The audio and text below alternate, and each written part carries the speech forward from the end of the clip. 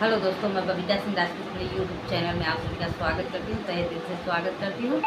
आशा करती हूँ आप लोग बहुत अच्छे होंगे, स्वस्थ होंगे, मस्त होंगे दोस्तों, अच्छे होंगे। आज मैं आप लोगों के सामने एक शिव चर्चा भजन लेके आई हूँ, जीवन की सच्चाई। कैसा लगेगा कमेंट में जरूर बताना। हर हर महादेव। चलो शिव चर्चा की छोड़ा सासू घरवा के झमेलावा हो, कैला शिव सुमिरनवा। छोड़ा सासू घरवा के झमेलावा हो, करा शिव सुमिरनवा। शिव सुमिरनवा सासू शिव सुमिरनवा, शिव सुमिरनवा सासू शिव सुमिरनवा।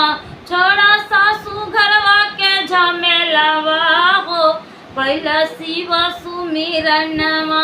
छोड़ा सासू घरवा के झमेलावा हो, कैला शिव सुमिरनवा। धना दौलतिया सासू काम नहीं आई है, धना दौलतिया सासू काम नहीं आई है।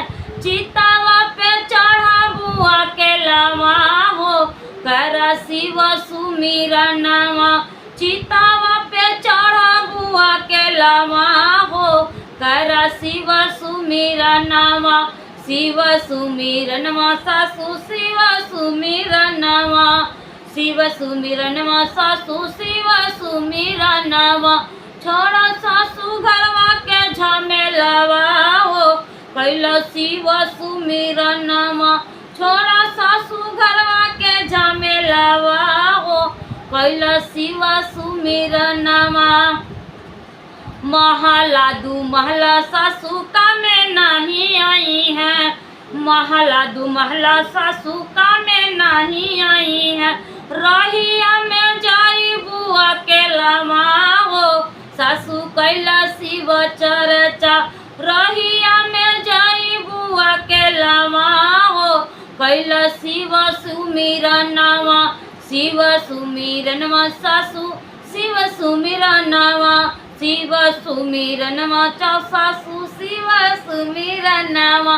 छोड़ा सासू घरवा के झमेलावा हो, करा शिव सुमिरनवा। छोड़ा सासू घरवा के झमेलावा हो, कर शिव सुमिरनवा। बेटा बापा तोहिया सासू काम नहीं आई है, बेटा बापा तोहिया सासू काम नहीं आई है। काम नहीं आई है सासू काम नहीं आई है।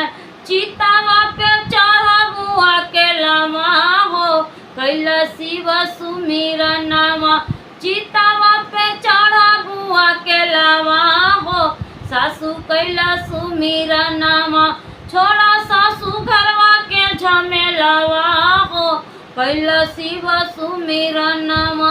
छोड़ा सासू घरवा के झमेलावा हो, कैला शिव सुमिरनवा।